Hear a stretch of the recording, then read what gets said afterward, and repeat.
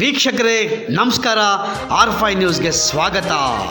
ವೀಕ್ಷಕರೇ, ಕರ್ನಾಟಕ ರಾಜ್ಯದೆಲ್ಲೆಡೆ ಮಳೆಯ ಅಬ್ಬರ ಜೋರಾಗಿದ್ದು ಬಿಜೆಪಿಯ ಒಂದು ತಂಡ ರಾಜ್ಯಾದ್ಯಂತ 6 ತಂಡಗಳಾಗಿ ಪ್ರವಾಹ ಅಧ್ಯಯನ ಆರಂಭಿಸಿದ್ದು, ಮಳೆಯಿಂದ ಹಾನಿಯಾದ ದಕ್ಷಿಣ ಕನ್ನಡ ಲೋಕಸಭಾ ಕ್ಷೇತ್ರದ ಬಂಟ್ವಾಳದ ಕೆಲವು ಪ್ರಮುಖ ಸ್ಥಳಗಳಿಗೆ ವಿರೋಧ ಪಕ್ಷದ ನಾಯಕರಾದ ಶ್ರೀ ಆರ್ ಅಶೋಕ್ ರವರ ನೇತೃತ್ವದ ತಂಡ ಭೇಟಿ ನೀಡಿ ಪರಿಶೀಲನೆ ನಡೆಸಿತು.